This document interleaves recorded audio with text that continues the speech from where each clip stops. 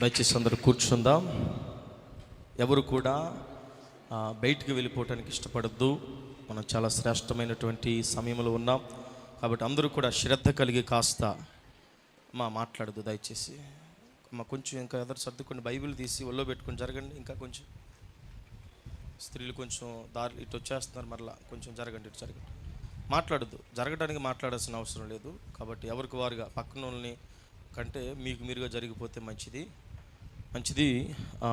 ప్రార్థించిన దేవుని సేవకులకు హృదయపూర్వకమైన వందనాలు తెలియజేస్తున్నాను. అందరూ కూడా రెండు చేతులు పైకెత్తి సంతోషంగా ప్రభువుకి స్తోత్రం చెల్లిద్దాం. హల్లెలూయా, హల్లెలూయా, హల్లెలూయా. యేసులో స్వాతంత్రం అనేటువంటి యొక్క సభకు ఇంకా అయిపోవాలి. ఈ యొక్క సభకు విచ్చేసినటువంటి ప్రియ యవన బిడ్డలకు, పెద్దలకు, సంఘ బిడ్డలకు మీ అందరికీ కూడా మా యొక్క హృదయపూర్వకమైన వందనాలు తెలియచేస్తున్నాము. చాలా ప్రయాసతో, చాలా ఆశ కలిగి మీరు ఇక్కడ చేరి ఉన్నారని నమ్ముచున్నాను. ఆశ కలిగిన ప్రతి ప్రాణమును దేవుడు తృప్తిపరచునుగాక. మీరు ఎట్టి ఆశతో ఇక్కడికి వచ్చారు నాకు తెలియదు, కానీ ఖచ్చితంగా అది దేవుని ఆశగా మారి దేవుడు ఆశ నెరవేర్చాలి ఇక్కడ. కాబట్టి అందరూ కూడా శ్రద్ధగా దేవుని యొక్క వాక్యాన్ని, అదేవిధంగా సాక్ష్యాన్ని కూడా మనం విందాం. మొట్టమొదటిగా మన మధ్యలో సహోదరులు ఎల్విన్ బర్నబాస్ గారు మన మధ్యలో ఉన్నారు. వీరు విజయవాడ పట్టణంలో ఉంటారు. కాబట్టి ఒక అద్భుతమైనటువంటి రక్షణ సాక్ష్యాన్ని మనం వినబోతున్నాం. కాబట్టి అందరూ కూడా శ్రద్ధగా ఈ సాక్ష్యాన్ని వినాలని మీకు తెలియజేస్తున్నాను. ఈ సమయాన్ని సహోదరులకు అప్పగిస్తున్నాను. అందరూ కూడా చప్పలు కొడుతూ దేవుని మహిమ పరుద్దాం. హల్లెలూయా, హల్లెలూయా.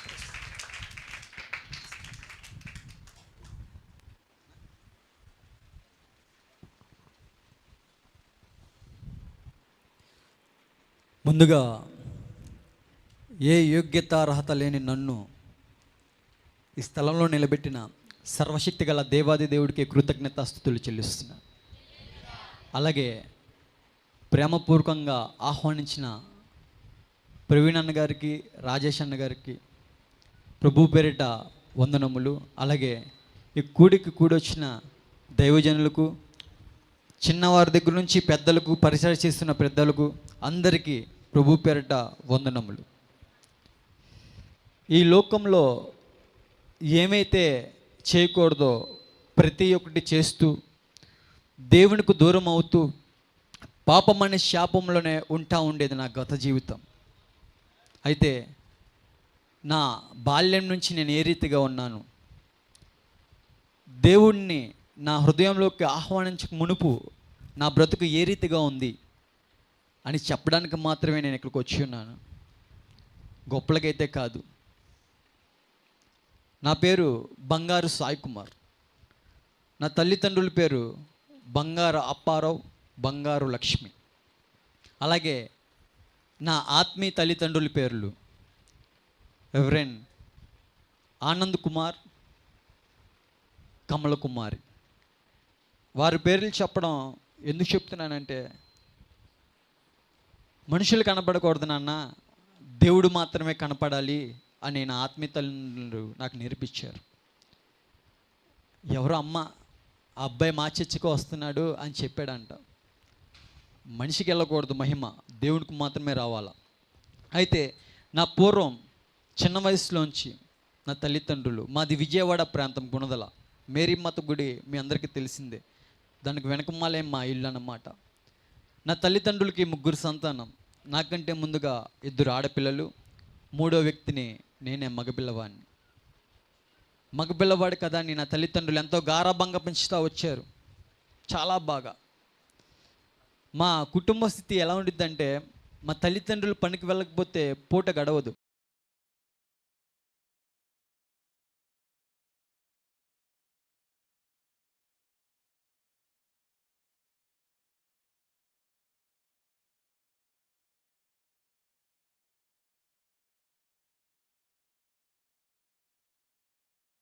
లోకంలో ఉన్న ఆశలు చిన్న వయసు నుంచే. నా తల్లిదండ్రులు ఎంతో కష్టపడి వచ్చేవారు. చిన్న ఇల్లు మాది. నా తల్లి పాచి పని చేసుకుంటూ ఆ ఇళ్లలో ఉండేది. నా తండ్రి ఒక కాలేజీలో తోటమాలి. ఎంతో కష్టపడి మా అబ్బాయి మాలాగా ఉండకూడదు, ఒక మంచి పొజిషన్లో ఉండాలి మా అబ్బాయి అని మంచి కాన్వెంట్ స్కూల్లో వేలకు వేల ఫీజులు కడుతూ చదివిస్తూ వచ్చారు. నన్ను చూసుకోవడానికి నా ఇద్దరు అక్కలు వాళ్ళ యొక్క లైఫ్ని త్యాగం చేసి వాళ్ళ చదువులు మానేసి నన్ను చూసుకుంటూ ఉండేవారు. అంత ప్రేమ చూపిస్తున్న నా తల్లిదండ్రులకి నేనైతే ఏనాడు నెమ్మది చూపించలే వారికి. చిన్నప్పటి నుంచి దొంగతనం అన్నమాట ఇంట్లో నాకు. నా తల్లిదండ్రులు కష్టపడి తీసుకొచ్చిన డబ్బుల్ని కాచేసి ఎక్కువ ప్రాముఖ్యత నా స్నేహితులకి ఇస్తూ ఉండేవాడిని నేను. స్నేహితులే చిన్నప్పటి నుంచి ఫ్రెండ్స్, వాళ్ళకే ఇస్తూ ఉండేవాడిని ప్రాముఖ్యత. స్కూల్కి అని చెప్పేవాడిని, ఇంట్లోంచి బయటకు వచ్చేవాడిని కానీ స్కూల్కి వెళ్ళేవాడిని కాదు. నా స్నేహితులందరూ తెలుగు మీడియం స్కూల్లో వారు ఉంటే నేను వెళ్ళి స్కూల్ మానేసి వాళ్ళ గ్రౌండ్స్లో కూర్చునేవాడిని. వాళ్ళు ఎప్పుడు వస్తారా, ఎప్పుడు ఆడుకుందాం, అంత ఇష్టం ఫ్రెండ్స్ అంటే నాకు. కానీ నా తల్లిదండ్రులు రెక్కాడు ఆ డొక్కాడుస్తూ అటు తీసుకొచ్చిన డబ్బులు ఫీజులు కడుతుంటే గుర్తించలా. ఎందుకంటే ఆ చిన్న వయసు నుంచే నా కంటికి ఆ గుడ్డి పొరలు అపవాది అలా పెట్టేశాడు. అయితే అలా అలా నా బాల్యంలో ఎదుగుతూ వస్తున్నాను. అలా అలా నా యొక్క స్నేహాలు చెడు స్నేహాల వైపు దారి తీస్తూ ఉన్నాయి.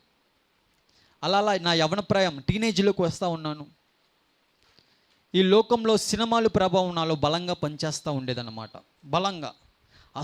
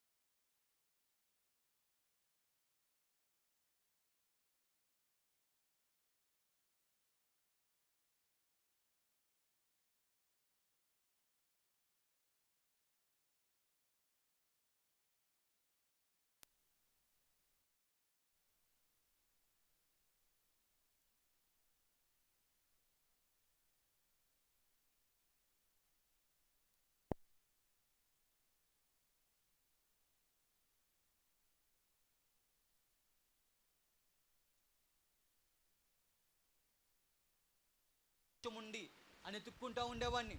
అది సరిపోక వ్యభిచార గృహాల వైపు తిరుగుతూ అందులో సుఖముంది అనుకుంటూ నా శరీరం ఇంకా పాడు చేసుకుంటూనే ఉన్నాను నేను. అలా అలా నా యవ్వన కాలంలో మరణ ఛాయల్లోనే నేను నడుస్తూ ఉన్నాను. అయితే డబ్బులు కావాల్సి వస్తే ఈ గంజాయి అమ్ముకోవడమే నాకు తెలిసిందల్లా, లేకపోతే రాజకీయ నాయకులతో ల్యాండ్ సెటిల్మెంట్లు, లేకపోతే వాళ్ళు పెట్టే బైక్ ర్యాలీలు, లేకపోతే ఈ కాలేజ్ గొడవలు సెటిల్మెంట్లు అన్నట్టుగా ఈ యొక్క ఈజీ మనీకి అలవాటు పడిపోయి ఇష్టానుసారంగా ఒక రౌడీ వల్లే బిహేవ్ చేస్తూ ఉండేవాడిని. అందరూ అనుకుంటున్నారు ఇది యేసు ప్రభువు కాదు, ఈ బొమ్మ గంజాయి తాగే ఒక వ్యక్తిది. అయితే అలా ఉంటా ఇష్టానుసారంగా జీవిస్తూ ఉండేవాడిని. అయితే పోలీసులు ఎంతో చెప్తూ ఉండేవారు, కొడతా ఉండేవారు, ఎంత కొట్టినా సరే ఎటువంటి మార్పు లేదు. ఒక్కొక్కసారి దొరికేవాడిని కాదు, చాలా బాగా వెతుకుతూ ఉండేవారు. నేనైతే దొరుకుతూ ఉండేవాడిని కాదు, ఎందుకంటే నాది ఫోటోజెనిక్ ఫేస్ అనమాట. మీరు చూస్తూ ఉంటారు బ్యానర్లో ఒక రకమైన ఫేసు, ఇక్కడ ఒక రకంగా కనబడుతుంది. అలా ఊసర వెళ్ళ ఎప్పటికప్పుడు మారిపోతూ ఉండేవాడిని నేను. మారిపోతూ ఇష్టానుసారంగా ఆ బైక్ ర్యాలీలని ర్యాష్ డ్రైవింగ్ తోలుతూ ఇష్టానుసారంగా కోతి కొబ్బరి చెప్పు దొరికినట్టు ఇష్టానుసారంగా విపరీతంగా డ్రైవింగ్ అనమాట. ఆ డ్రైవింగ్లోనే ఏనాడో చచ్చిపోవాల్సింది నేను, కానీ ఇంకా సజీవ లెక్కలోనూ అంటే ఆయన కృపబట్టే, దేవాది దేవుని కృపబట్టే. అయితే అలా అలా అలా యవ్వనస్తులతో తిరుగుతూ తల్లిదండ్రులకి ఎటువంటి విలువనివ్వకుండా ఇంట్లో కూడా సరిగ్గా ఉండేవాడిని కాదు నేను. ఎక్కువ ఓయో రూములు, ఎక్కువ వ్యభిచార గృహాలు, ఎక్కువ అలా చీకటిలోనే ఎక్కువ, ఆ చీకటినే ఎక్కువ కోరుకుంటూ ఉండేవాడిని నేను. ఎందుకంటే అదే నాకు నెమ్మదిస్తుంది, అదే నాకు సమాధానం ఇస్తుందనే ఒక గుడ్డితనంలో అలా ప్రాకులాడుతూ ఉన్నాను. అయితే ఈ క్రమంలో పోలీసులు ఎతుకుతున్నారు కదా, కొద్ది రోజులు మా ఊరెళ్ళి అక్కడ ఉండిపోదాంలే అనే ఒక ఆలోచన. అది కాక ఆ యొక్క వ్యసనం నన్ను ఏం చేస్తూ వచ్చిందంటే నా శరీరం పాడవుతాం స్టార్ట్ అవుతూ వచ్చింది. అయితే ఎలా అంటే అన్నం లేకపోయినా ఉండేవాడినేమో, కానీ ఆ గంజాయి లేకపోతే అసలు ఉండేవాడినే కాదు. ఎందుకంటే 24/7 అన్నమాట. ఎప్పుడు దాంతోనే నా సహవాసం, దాంతోనే ఆ పొగతోనే ఎప్పుడు నా సహవాసం ఉంటా ఉండేది.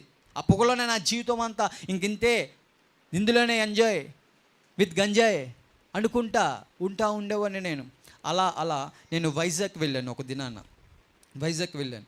నా నోట్లోంచి బ్లడ్ పడుతుంటే నా శరీరం ఏదైపోయిందనే ఒక ఆలోచనలో హాస్పిటల్ వైపు పరిగెట్టాను.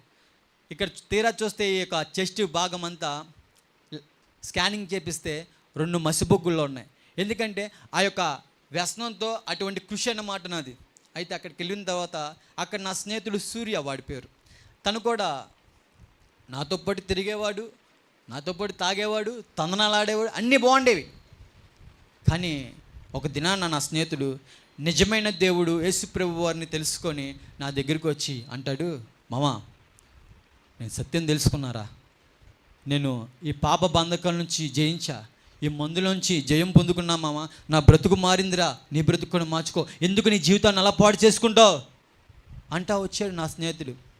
అప్పటికి నా బుర్రలో ఒకటి ముద్రైపోయింది. ఎందుకంటే చిన్నప్పటి నుంచి పూజలు పునస్కారాలు బహుబలంగా జరుగుతూ ఉంటాయి మా ఇంట్లో. ఎలా అంటే మాల కూడా వేపించింది నేను మారిపోవాలని నా తల్లి. ఎటువంటి మార్పు లేదు నాలో. 43 రోజులు బాగానే ఉండేవాడిని దీక్షలో. 44వ రోజు ఎప్పుడు వచ్చిద్దా, ఎప్పుడు లోకంలోకి వెళ్ళిపోవాలా, ఎప్పుడు మత్తయిపోవాలా అని ఒక ఆలోచనతోనే ఉండేది, కానీ ఎటువంటి మార్పు లేదు నాలో. నా బుర్రలో ఒకటి ఉండిపోయింది, క్రైస్తవ్యం అంటే ఒక మతం మార్పిడి, క్రైస్తవ్యం అంటే తెల్లలో దేవుడు, క్రైస్తవ్యం అంటే మా దేవుడు కాదు, మాకు బోల్డ్ మంది ఉన్నారు అనే ఒక పొగరుతో ఉండేవాడిని. వాడు చెప్పేదేంటో వినకుండా నా స్నేహితుడు నాతోనే తిరిగాడు కదా, నాతోనే చేశాడు కదా, వాడంతా చెప్తున్నా సరే నేను ఎందుకు వినట్లా అనే ఒక ఆలోచన లేకుండా ఇష్టానుసారంగా వాడిని దూషించడం ప్రారంభిస్తూ వచ్చా. హల్లెలూయా బ్యాచ్ అని ఎక్కిరిస్తూ ఉండేవాడిని క్రైస్తవ్యాన్ని. ఎందుకంటే కొంతమంది అబద్ధ బోధకుల వల్ల, కొంతమంది అబద్ధ ప్రవక్తల వల్ల, కొంతమంది దేవుడిని బైబిల్ పట్టుకొని వ్యాపారం చేసే వాళ్ళని చూసి ఇక క్రైస్తవ్యం అంతా ఇంతే, వీళ్ళందరూ పైసాబేక్ తమాషాదేక్ బ్యాచ్, అమ్మో ఇదంతా ఫ్రాడ్ అనే మైండ్ సెట్లో ఉండిపోయాను.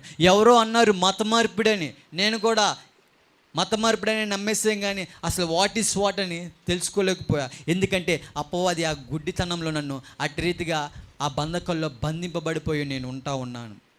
అయితే నా స్నేహితుడు ఎంతో చెప్తా ఉన్నాడు, తాయి ఒక్క అవకాశం రా, నాతో పాటు రారా, చర్చిలో కూర్చోమావా, నీ బ్రతుకు బాగుండిద్దిరా అని ఎంతో చెప్తా ఉన్నాడు. వినేవాడిని కాదు. రెక్లెస్ సమాధానం. పెద్దవాళ్ళు కూడా, ఎరా నీతో పాటు తిరిగినోడే, నీతో పాటు చేసినోడే, వాడు బ్రతుకు చూడు ఎలా ఉందో, నువ్వేంటి ఇలా ఉన్నావు. బూతు మాటలు. అన్నం పెట్టే మా అమ్మ నాన్న ఒక మాట అనరు, మీరెవరు అన్నాను నన్ను అని అలా అలా మాట్లాడుతూ ఇష్టానుసారంగా ఉండేవాడిని అన్నమాట. మాట్లాడడానికి ఇష్టపడేవాళ్ళు కాదు. నేను కూడా అదే కోరుకున్నాను, ఎవరు నాతో మాట్లాడమాకండి, మై లైఫ్ మై రూల్స్. అలా పొగరుగా సమాధానం చెప్తూ ఉండేవాడిని. అయితే ఈ క్రమంలో మా యొక్క ఇంట్లో వాళ్ళు కూడా, ఎల్రా బాబు వాడితో పాటు కూర్చో, నీ యొక్క హెల్త్ కూడా బాగుండిద్ది అని చెప్తూ ఉన్నారు. ఆ చర్చికి వెళ్ళడం ప్రారంభించాను అయిష్టంగా. అనేది కూడా ఒకరోజు వెళ్ళి కూర్చున్నాను. ఆ వెళ్ళడం కూడా ఇంత జుట్టు వేసుకొని ఎక్కడో పోస పెట్టుకొని వాక్యంలో ఉండిద్ది. ఆయన సన్నిధికి వచ్చేటప్పుడు వణుకుతూ రావాలంట. నేనేమో ఇష్టానుసారంగా ఆయన సన్నిధికి వచ్చాను, చిరిగిపోయిన బట్టలు వేసుకొని. ఆ బట్టలు ఎలా ఉంటాయంటే అడుక్కున్న అన్ని బొక్కలు ఉండవు ఫ్యాంట్కి. నా బట్టలకైతే అన్నీ అలాంటి బట్టలే. ఎందుకంటే అందరు నన్నే చూడాలి అనే ఒక డాంబికంగా బ్రతుకుతూ ఉండేవాడిని. అయితే ఆ దినాన్న అక్కడికి వెళ్తే అక్కడ పాస్టర్ గారు, బాబు నీకోసం నీ స్నేహితుడు చెప్పాను నాన్న, నీకోసం మేము ప్రార్థనలు చేస్తున్నాం అని చెప్తూ ఉంటుంటే వాళ్ళ మాటలు కూడా లెక్క చేయలే. ఆ దినాన్ని అక్కడ కూర్చున్నాను అనమాట. ఆ యొక్క మందిరంలో అందరూ పాటలు పాడుతున్నారు, అంతా బాగానే ఉంది. ఎక్కడికి వెళ్ళినా సరే ఫ్రెండ్స్ గ్యాదర్ చేసుకోవడం అలవాటు, అది ఏ ఊరైనా సరే. చుట్టూరు కొంతమంది ఉంటే నాకు అది ఒక రకమైన ఫీలింగ్ అనమాట. అయితే అక్కడ కూడా కొంతమందిని బ్యాచ్ నేను తయారు చేసుకున్నాను. అది కూడా ఆ వ్యసనంలో ఉండేవారే, ఆ గంజం తాగేవారితోనే సావాసం. ఏ రేకైనా అంతే. ఎక్కడికి వెళ్ళినా సరే బ్యాడ్ బైస్ అన్న ఆ సెల్ఫీలు పొంగిపోతూ ఉండేవాడిని. కాళ్ళు రగరేస్తే మనల్ని ఎవరు ఏం చేయలేరు, నేను ఏదైనా చేసేస్తా. పనికిరాని లైకుల కోసం, కామెంట్ల కోసం ఆ ఫేస్బుక్లో, ఇన్స్టాగ్రామ్లో ఆ ఫోటోలన్నీ అప్లోడ్ చేస్తూ ఉండేవాడిని అనమాట. అవి చూస్తూ ఎంతోమంది పాడైపోతూ వచ్చారు. అలా వాళ్ళ జీవితాలు నేను నాశనం చేస్తూ వచ్చాను. అయితే ఆ దినాన్ని ఏం జరిగిందంటే, అన్నా నీకోసం కారు ఒకటి బుక్ చేసాను, దాన్ని సరదాగా అరకు వెళ్దామన్నా అంటే ఆ యొక్క చర్చిలోంచి మధ్య నుంచి బయటికి వెళ్ళిపోయాను. నేను చక్కగా అయ్యగారు దేవుడి మాటలు చెప్తుంటే ఏ వినకుండా బయటికి వెళ్ళిపోయాను. ఎందుకంటే క్రైస్తవ్యం అంటే ఒక మత మార్పిడి అనే వాత పడిపోయిన మనస్సాక్షితో నేను ఉన్నాను అప్పుడు. అలా ఆ దినాన్ని ఏం జరిగిందంటే, ఆ నైట్ కారులో వెళ్తుంటే ఒకేసారి కారు బోల్తా పడిపోయింది. యాక్సిడెంట్ అయింది ఆ ఏజెన్సీ ప్రాంతంలో. కారుకి బాగా డ్యామేజ్ అయిపోయింది. లోపల ఉన్న వారికి ఎవరికి ఏం కావాలా మాకు. నేను అనుకున్నా లక్ ఉంది మాకు, సాయిగా నీకు ఎక్కడో లక్ ఉందిరా, ఎక్కడికి వెళ్ళినా సరే బలి తప్పించుకుంటావు నువ్వు, ఏ పోలీసు వాడికి దొరకో, 2 సార్లు రౌడీ షీట్ ఓపెన్ చేయాలి, 2 మర్డర్ కేసులు ఇరుక్కోవాలి, నువ్వు అసలు ఎక్కడ దొరకోరా, కేకరా నువ్వు అని నాలో నేను అనుకుంటా ఉండేవాడిని. ఇంట్లోంచి బయటకు వచ్చేటప్పుడు విగ్రహాలు, ఆ యొక్క గుళ్ళ గోపురాలు కనపడతా ఉంటే ముద్దులు పెట్టేస్తూ ఉండేవాడిని. హాస్యం, ఆ యొక్క యేసు ప్రభు వారి యొక్క బొమ్మలు కనబడినా సరే అందరి దేవుళ్ళు ఒకటేలే అని ఒక ఆలోచనతో ఉండేవాడిని. అయితే ఆ దినాన్న ఒక అతను కాపాడాడు మమ్మల్ని. అక్కడ 4 రోజులు ఇరుక్కుపోయాం. నా తల్లిదండ్రులు నా గురించి ఆలోచిస్తారే అని ఎటువంటి ఆలోచన లేదు. ఎందుకంటే ఇంట్లోంచి బయటకు వస్తే తిరిగి ఇంటికి ఎప్పుడు వెళ్తానో నాకే తెలియదు. ఎప్పుడు స్నేహితులతోనే అలా ఆ 4 రోజుల తర్వాత నా స్నేహితుడి దగ్గరికి వెళ్ళాను, తిమోతి దగ్గరికి. వెళ్ళిన తర్వాత, అరే ఇలా ఇందిరా తిమోతి అంటే, దేవుడే నిన్ను కాపాడాడు సాయి, చూసావా దేవుడు ఎంత గొప్పవాడో, నీకేం కావాలి, అసలు చిన్న దెబ్బ కూడా తగలలేదండి, కారు మాత్రం గొల్లైపోయింది. ఒకేసారి ఆ యొక్క ఏజెన్సీ ప్రాంతం నుంచి కారు బోల్తా పడిపోయి పొలాల్లోకి వెళ్ళిపోయాం దొడుకుంటూ. కానీ ఎవరికేం కాల, దేవుడు మహాకృప బట్టి.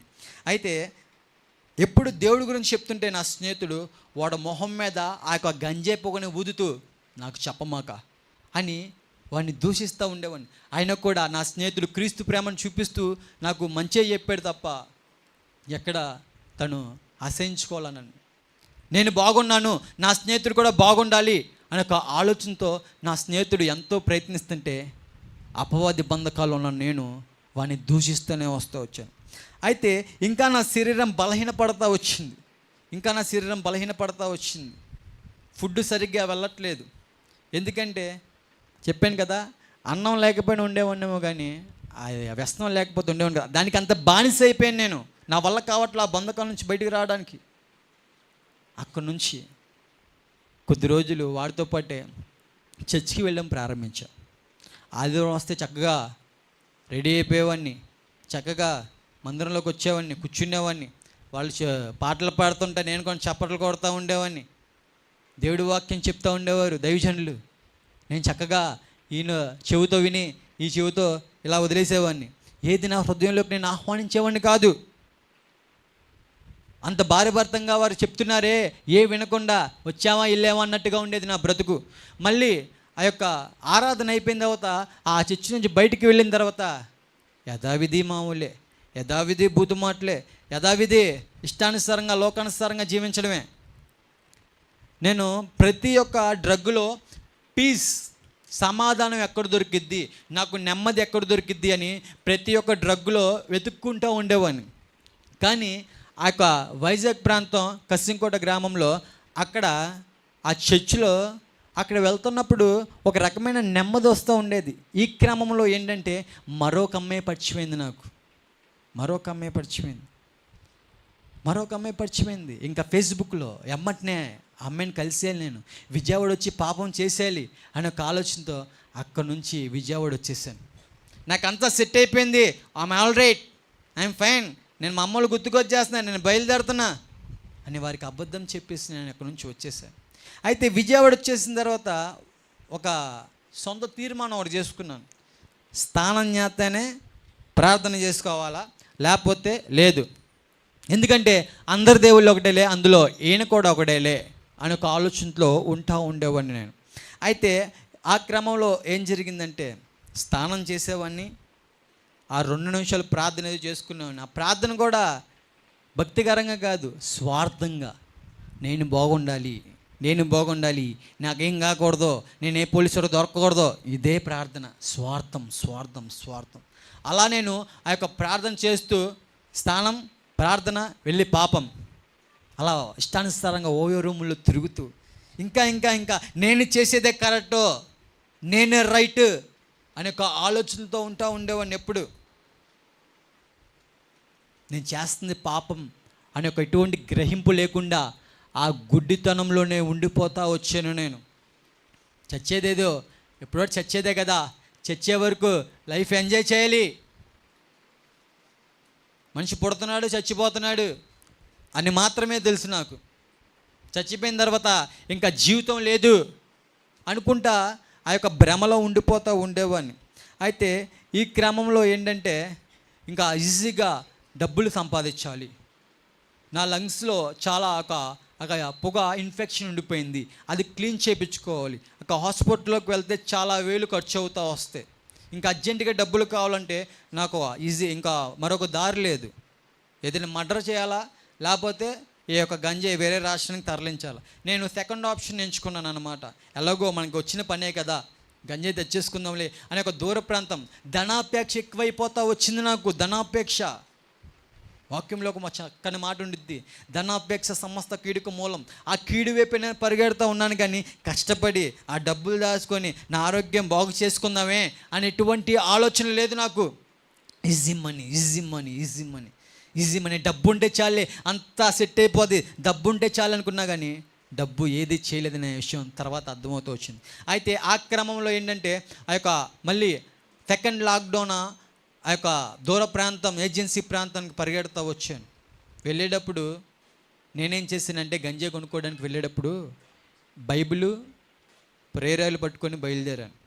ఓ దేవుడా, వెళ్తున్నా, మరి నాకేం కాకూడదు, ఏ పోలీసు దొరకకూడదు, నాకు డబ్బులు వస్తాయి కదా, నీకు కూడా అంతే దశంభాగం అని ఒక దగ్గర వింటా ఉంటే డబ్బులు ఇవ్వాలేమో, నాకు వస్తాయి కదా డబ్బులు, ఆ డబ్బులు నీకు కూడా కొంచెం ఇస్తాలే అని ఈ విధంగా బయలుదేరాను. అక్కడికి మొత్తానికి తీసేసుకున్నాను. పోలీసులు కళ్ళు కప్పాం. ఆ ప్రాంతం నుంచి వేరే ప్రాంతానికి తరలించాలి. కొన్ని 100 కేజీలు తరలించేసాం. అబ్బా చాలా రిస్క్ చేసాం, బోల్ డబ్బులు వచ్చేస్తే అని ఆనందం. దురాశ ఎక్కువైపోయింది. కానీ దురాశ దుఃఖానికే చేయటం అంటారు కదా, ఆ దుఃఖం వైపు నడుస్తున్నానని అర్థం కాలా. అలా వాళ్ళకి ఇచ్చేసిన తర్వాత వారు మోసం చేస్తారు. ఏం అర్థం కావట్లా. మహారాష్ట్ర అక్కడి నుంచి విజయవాడ రావాలి, ఎలా, ఏం అర్థం కావట్లా. నా చేతిలో బైబిలు, ప్రేరాయిలు, ఒక జత బట్టలు మాత్రమే ఉన్నాయి. నాతో పాటు ఒక తమ్ముడు. హైదరాబాద్ మొత్తానికి వచ్చేసాం. హైదరాబాద్ నుంచి విజయవాడ రావాలంటే సెకండ్ లాక్డౌన్లో అక్కడ నైట్ టైం లాక్డౌన్ అన్నమాట తెలంగాణలో. నైట్ అయిపోయింది, ఏం అర్థం కావట్లా. గాంధీ బస్ స్టాండ్కి వెళ్ళాం హైదరాబాద్లో, ఏం అర్థం కావట్లా. ఫోన్ ఛార్జింగ్ పెట్టి పడుకుంటే ఫోన్ పోయింది. వాళ్ళ కాంటాక్ట్లు, డబ్బులు రావాల్సిన కాంటాక్ట్లన్నీ అందులోనే ఉన్నాయి. ఏం అర్థం కావట్లా. ఒక రకమైన ఆలోచన, ఓవర్ థింకింగ్లోకి వెళ్ళిపోయి ఏంటి ఇలా జరుగుతుంది, నెగిటివ్ థింకింగ్ అన్నమాట. చాలా అంటే చాలా థింకింగ్ చేసే మాత్రం ఉండేవాడిని. వ్యర్థమైన వాటి కోసం ఎక్కువ థింక్ చేస్తా నా యొక్క శరీరాన్ని నేను పాడు చేసుకుంటూ ఉండేవాడిని. అయితే ఆ దినాన్ని ఏం జరిగిందంటే ఫోన్ పోయింది. ఆ కోపంతో అక్కడ ఒకరిని కొట్టేసి ఆ ఫోన్ నేను లాగేసుకున్నాను. నా జీవితంలో ఏనాడు నేను డబ్బులు పెట్టి ఫోన్ కొనుక్కోలేదు. ఒకటే నాకు తెలిసిందల్లా, దొంగతనం చేయడం, లేకపోతే ఎదుటోని కొట్టి ఆడి దగ్గర లాక్కోవడం. ఇదే నాకు తెలిసిందల్లా. నా చెప్పుల దగ్గర నుంచి నేను వేసుకునే బట్టతో సహా ప్రతిదీ నా డబ్బులతో నేను ఎప్పుడూ కొనుక్కునేవాడిని కాదు. అలా దొంగతనం చేసుకుంటా ఉండేవాడిని. ఏం అర్థం కావట్లా, ఏంటి ఇలా జరిగిందేంటి అని ఆ యొక్క గాంధీ బస్ స్టాండ్ నుంచి తెల్లవారుజామున 3:30 ప్రాంతానికి బయటకు వచ్చి ఫుట్పాత్ మీద కూర్చొని తీవ్రంగా ఆలోచించేస్తాను, ఏంటి ఇలా జరిగింది. ఆ ఫోన్ లాక్కొచ్చేసా. మీరు ఎక్కడ ఉన్నారని బైబిల్, ప్రేరాయలు వాళ్ళని చూస్తూ ఉండమని వాళ్ళకి చెప్పి నేను బయటకు వచ్చి ఫుట్పాత్ మీద అడుక్కునేవారు ఉంటే వారి పక్కన నేను కాసేపు పడుకుండిపోయాను అనమాట. నా స్థితి ఆ యొక్క ధనాపేక్ష ఎక్కడ తీసుకెళ్ళిందంటే అడుక్కునేవారి పక్కన పడుకునే స్థితికి తీసుకెళ్ళిపోతూ వచ్చింది. విజయవాడ ప్రాంతంలో, ఈ యొక్క చుట్టుపక్కల ప్రాంతంలో ఎక్కడికి వెళ్ళినా సరే సాయన అసలు వెళ్ళడం ఆలస్యం, మనకు కావాల్సిన మందు గిందు మొత్తం ఎదురు పెట్టేసేవాళ్ళు కాళ్ళ దగ్గర. కానీ ధనాపేక్ష నన్ను ఎక్కడికి తీసుకెళ్ళిందంటే అడుక్కునేవారు పక్కన పడుకునే స్థితికి తీసుకెళ్ళిపోతూ వచ్చింది. ఆ పాపం శాపం నన్ను అటు రీతిగా నడిపిస్తూ వచ్చింది. అయితే అక్కడి నుంచి లెగిసి బైబిల్ ప్రేరాయలు ఉంది కదా, జత బట్టలు ఉన్నాయి కదా, అది తీసుకుందామని వస్తే వాడు పరిగెట్టుకుంటా, అన్నా రా, పోలీసులు చెప్పాను నీ గురించి అంటే, పోలీసులు అంటే అసలు ఆ పీటీ ఉషా కంటే ఫాస్ట్గా ఉండేవాడిని అనమాట నేను పరుగులో. ఆ బైబిల్ ప్రేరాయలు పట్టుకొని వాడిని దోసేసి ఇంకా అక్కడి నుంచి దూకేసాను అనమాట. ఎప్పుడైనా వెళ్తా చూడండి, Gandhi bus stand Vijayawada platform ఎదురుగా చూస్తే పెద్ద పెద్ద రాళ్ళు ఉంటాయి. ఆ రాళ్ళ నుంచి పెద్ద ఒక కాలువ ఉండిద్ది, మురుగు కాలువ, పెద్ద ఫెన్సింగ్ ఉండిద్ది. అటు నుంచి దూకేసి ఆ మురుగు కాలువలో పడిపోయి అలా ఫెన్సింగ్ దూకేసి వెళ్ళిపోయి మార్బుల్ షాప్లో కూర్చున్నా. ఒకటే ఆయాసం, శరీరం అంతా ఆ యొక్క వ్యసనాలతో పాడు చేసుకుంటా చచ్చిపోతానేమోనని భయం. ఆ గుండె చప్పుడు నాకు క్లియర్గా వినపడుతూ ఉంది, చచ్చిపోతానేమో. వెనక మనిషి దొంగ దొంగ దొంగ దొంగ. ఆ ప్రాంతంలో ఏమర్థం కావట్లా, ఫుల్ కన్ఫ్యూజన్లో ఉన్నా, ఏంటి ఇలా జరుగుతుంది అని. అక్కడే మోకాళ్ళు వేసి ఆ ప్రాంగణంలో బైబిల్ ప్రేరాలు ఎదురు పెట్టుకొని, బాబు ఏదో రీతిగా నేను విజయవాడ వెళ్ళిపోవాలి, నన్ను కాపాడు. మళ్ళీ స్వార్థమైన ప్రార్థన అనమాట. మొత్తానికి ఓసరవెళ్ళ మారిపోయి ఆ ప్రేరాలు నా నెత్తికి రాసుకొని ఫుల్ హ్యాండ్ షర్ట్ వేసేసుకొని ఒక చేతిలో బైబిల్, మరో చేతిలో ప్రేరాయలు. పొద్దున్న 7ంటికి బస్సు ఉంది. అప్పటి వరకు అక్కడ వెయిట్ చేస్తూ అక్కడ మొత్తానికి ఒక బుద్ధిమంతులాగా రోడ్డు మీద కచ్చిఫ్ ఒకటి దొరికితే కట్టేసుకొని మొత్తానికి విజయవాడ వచ్చేసాను. విజయవాడ వచ్చేసిన తర్వాత నా స్నేహితులు చెప్తా ఉన్నాను నేను, అరే ఇలా జరిగింది మామ, ఇలా జరిగిందిరా అని చెప్తా ఉంటుంటే ఎంతో ప్రాణంగా ప్రేమించిన నా స్నేహితులు నన్ను చులకనగా చూడడం మొదలు పెడతా ఉన్నారు. ఎంతో ప్రేమగా, ప్రాణం కంటే ఎక్కువగా ప్రేమించిన అమ్మాయి ఏమో చీ నాకొద్దు అంటుంది. ఇదేంటి ఒకదాని తర్వాత ఒకటి ఇలా జరుగుతుందేంటి. మళ్ళీ ప్రేమించింది ఎవరినంటే పెళ్ళైపోయిన అమ్మాయిని. పెళ్ళైపోయిన అమ్మాయితో అక్రమ సంబంధం పెట్టుకొని నాశనం అయిపోయి ప్రాకులాడుతూ ఉండేవాడిని. లేఖనాల్లో మాటలు ఉంటాయి, అవతలి వాడి భార్య కోరుకోమాక ఆ మార్గం నాశనానికే నడిపిస్తూ ఉంటుంది అని ఉంటే ఆ నాశనం వైపే నడుస్తూ ఉన్నాను నేను. ఫుల్ డిప్రెషన్లోకి వెళ్ళిపోయా. మరి ఈ యొక్క లోక ప్రేమ, ఈ యొక్క మనుషుల ప్రేమ దూరం అయితే నాకు ఒక మత్తు ఉంది కదా, నాకు సమాధానం ఇచ్చే ఒక మత్తు ఉంది కదా అని ఆ మత్తు దగ్గరికి పరిగెడతా ఉన్నాను. మళ్ళా నా బాడీ సహకరించకపోయినా సరే ఎక్కువ ఆ మత్తుని తీసేసుకుంటున్నాను. చచ్చేలే ఆ మత్తు ఎక్కువ తీసేసుకుంటున్నాను, తీవ్రంగా తీసేసుకున్నాను. ఇంకా స్కోప్ లేదు. ఇలా వెళ్తున్నా ఇంటికి, ఇలా పాక్కుంటూ, ఇంకా స్కోప్ లేదు. ఏంటి నేను చులకనవుతున్నా ఏంటి, నేను బెజవాడ బ్యాడ్ బాయ్స్ అయ్యి నేను చులకనవుతున్నాను ఏంటి అసలు.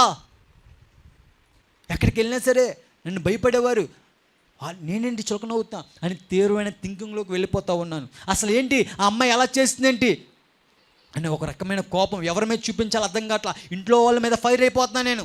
మా అమ్మ ఏమవుతుందిరా నీకు, అరే నీకేమవుతుంది, నేనేమో పిచ్చిగా చేసేస్తున్నా, ఇంట్లో మొత్తం పిచ్చిగా ఆ డ్రగ్స్ చేసుకొని పిచ్చిగా చేసేస్తున్నా మా ఇంట్లో. ఏం అర్థం కావట్లా. ఇక్కడంతా పెద్ద ఒక భారంగా అయిపోయింది నాకు. ఒక తీవ్రమైన తలంపులు. ఎలా అంటే ఎవరో నా చెవు దగ్గరకు వచ్చి మాట్లాడుతున్నట్టు నెగిటివ్గా, నువ్వు బెజవాడ బ్యాడ్ బాయ్ సాయి, నువ్వు తలుచుకుంటే ఏదైనా చేసేయగలవు, ఎల్లు ఆ అమ్మాయి పీక కోసే, లేకపోతే నువ్వే ఊరేసుకొని చచ్చిపో, నీ వల్ల ఎవరికి ఉపయోగం అని అటువంటి థింకింగ్లోకి వెళ్ళిపోతున్నాను. చావు లేకపోతే చంపు, చావు లేకపోతే చంపు, ఇలా ఇలా ఇలా ఇలా ఇలా ఇలా నేను బాగా డిస్టర్బ్ అయిపోతూ ఉన్నాను. ఎవరు చెప్పుకోవాలో అర్థం కావట్లా, లోన్లీగా ఫీల్ అయిపోతున్నాను. మా అమ్మ వద్దు అన్నాం గారా, ఆ మొత్తు వదిలేయమన్నాం గారా, చూసావా లాస్ట్కి ఏమైందో అని ఎంతో ఏడుస్తూ వచ్చింది నా తల్లి, ఏడుస్తూ వచ్చింది. నేను కూడా మా అమ్మ చెప్పుకుని నా వల్ల కావట్లా, ఎందుకంటే ఆ డ్రగ్ ఎక్కువైపోయింది నాకు. కళ్ళు ఇలా పెద్ద పెట్టి చూస్తున్నా, ఇంట్లో వాళ్ళందరినీ కళ్ళు ఇలా రెప్పల పెద్ద పెట్టి ఇలా చూస్తున్నా. అరే ఏమవుతుంది నీకు సాయి అని మా అమ్మలు ఒకటే భయం, ఒకటే ఏడుపు మా ఇంట్లో, ఏమవుతుందని. అయితే ఆ సమయంలోనే మా అక్క, నాకు 2 అక్కలు, మా పెద్దక్క ఆమె కూడా సత్యదేవుడిని తెలుసుకొని దేవుని మార్గంలో నడుస్తూ ఉంది. అయితే మా అక్క వచ్చి ఒకటే అంది, సాయి నువ్వు చాలా తప్పు చేసావు. ఒక పక్క దేవుడిని ప్రార్థన చేస్తూనే ఇంకో పక్క ఇష్టానుసారంగా జీవించో, నీ శరీరంతో తప్పులు చేస్తున్నావు. రే నువ్వు చాలా పాపం చేసావు. అయితే నేను నమ్మిన దేవుడు కరుణామయుడు సాయి, ఆయన ఖచ్చితంగా నిన్ను క్షమిస్తాడు. పో ప్రార్థన చేసుకో, క్షమించమని అడుగు, ఖచ్చితంగా దేవుడు నిన్ను క్షమిస్తాడు రా అని చెప్తా వచ్చింది నా అక్క, మా పెద్దక్క. అప్పుడు నా పరిస్థితి ఏంటంటే అయ్యా అంటే వాష్రూమ్లోకి వెళ్ళిపోయి నాలో నేనే మాట్లాడేసుకుంటున్నాను. ఇంకా Bezawada bad boy Sai carrot ఇక్కడితో ఫినిష్ అయిపోయింది. రోడ్డు మీద తిరిగే పిచ్చివాళ్ళు ఉండరు కదా, నెత్తి మీద కొట్టుకుంటూ వాళ్ళ బ్యాచ్లో నేను కూడా ఒకరిని అయిపోయాలి అని తీవ్రమైన థింకింగ్లోకి వెళ్ళిపోతూ ఉన్నాను నేను. కానీ మా అక్క చెప్పిన మాట, వెళ్ళు ప్రార్థన చేసుకో, క్షమాపణ అడుగు, దేవుడు ఖచ్చితంగా నేను క్షమిస్తారా అని చెప్తా వచ్చింది. సరే ఎక్కడైతే స్నానం చేసి వచ్చి ప్రార్థన చేసుకునేవాడినో అక్కడే వెళ్ళి మోకాళ్ళు వేసి ఇంకా నా చేతులు పైకెత్తి నేను చేసిన తప్పులన్నీ ఒక్కొక్కటి ఒప్పుకుంటా. నిజమే నేను పాపిని దేవా, నా బ్రతుకును మార్చు, నువ్వు ఎలాంటి స్థితిగతులైనా మారుస్తూ ఉండు కదా, నా బ్రతుకు మార్చయ్యా, నేను ఒక వ్యభిచారిని, నేను ఒక దొంగని, నా బ్రతుకు మార్చు అని నాకు తెలియకుండానే కంట్లో నుంచి నీళ్ళు వచ్చేస్తాను. అంత ఈజీగా ఏడవను నేను, ఎందుకంటే ఎదుటివారిని బాధపరిచి వాళ్ళు ఏడుస్తుంటే నవ్వే మూర్ఖపు హృదయం నాది. అటువంటి నేను ఆ రోజు నాకు తెలియకుండానే కంట్లో నుంచి నీళ్ళు వచ్చేస్తూ ఉన్నాయి. ఎప్పుడైతే ఆ ప్రార్థన అయిపోయిందో ఒక రకమైన నెమ్మది సమాధానం, ఎలాగంటే ఒక హృదయంలో భారం తీసి పక్కన పడేసినట్టు అనిపించింది. ఫర్ ఎగ్జాంపుల్ ఎలాగంటే ఒక కోర్టులో ఒక ఖైదీకి రేపు అబ్బాయి నీకు ఉరిశిక్షణ అన్న రేపు అనే ఒక జడ్జి, అదే జడ్జి వచ్చి రే బాబు నీ కేసు లేదు కానీ ఇంటికి వెళ్ళిపో అన్నప్పుడు తన హృదయం ఎంత తేలికైపోయిందో అటువంటి రీతిగా నాకు తేలికైపోతూ వచ్చింది. నాకు చాలా ఆశ్చర్యం కలిగింది. విజయవాడ వచ్చిన తర్వాత ఒక తమ్ముడు, అన్నా వెళ్ళేవండి కదా అక్కడ చర్చికి, విన్నాను, రారా మా చర్చికొని సరదాగా రావచ్చుగా అని ఆహ్వానం పలుకుతూ ఉన్నాడు సాత్విక్ అనే తమ్ముడు. అయితే ఆ తమ్ముడు చర్చికి వెళ్ళడం ప్రారంభిస్తూ ఉన్నాను. నాకు ఏమీ తెలీదు, ఈ ప్రార్థన అంటే ఏమీ తెలియదు అసలు. అక్కడికి వెళ్ళి ఆ వచ్చిన రోజే యవనస్తులు కూడికంటే ఆరాధన జరుగుతుంది. ఫస్ట్ ఆరాధన అయిపోయింది, సెకండ్ యవనస్తులు జరుగుతుంది. అప్పుడు వెళ్ళి కూర్చుంటే ఎవరైనా సాక్ష్యం చెప్తారా అంది అక్క, ఆత్మీయతలు.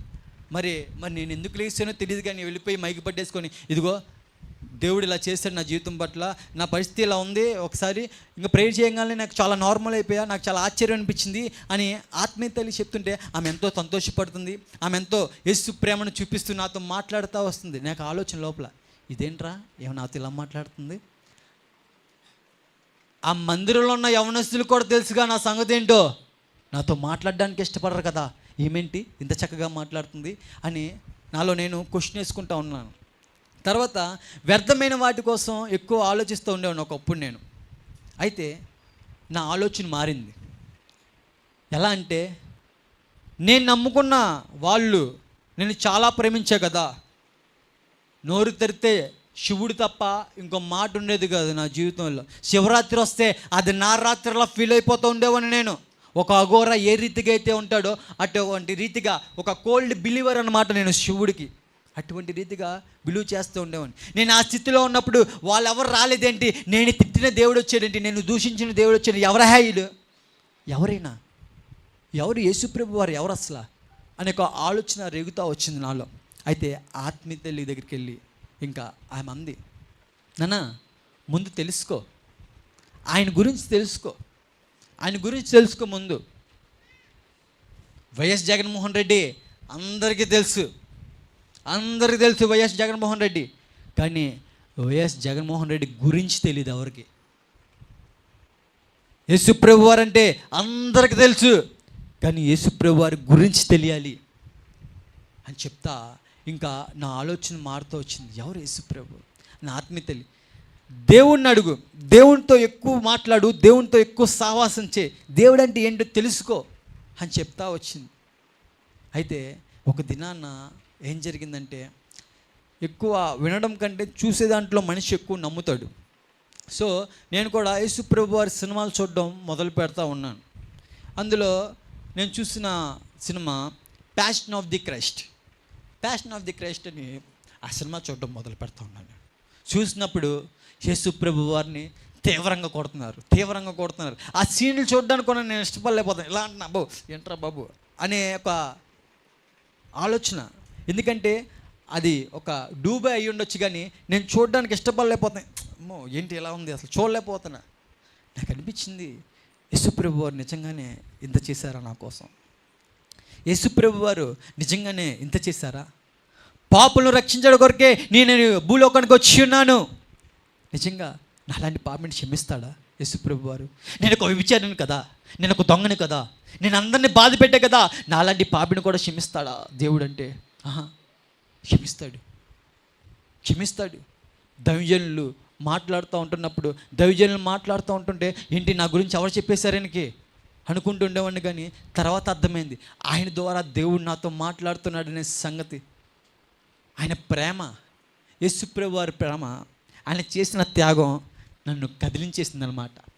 ఈ యొక్క రాతి హృదయం నాలో కూడా కదలిక ఉంది, ఒక మాంసంగా ఉండే నాలో ఉందనే సంగతి నాకు అర్థమవుతూ వచ్చింది.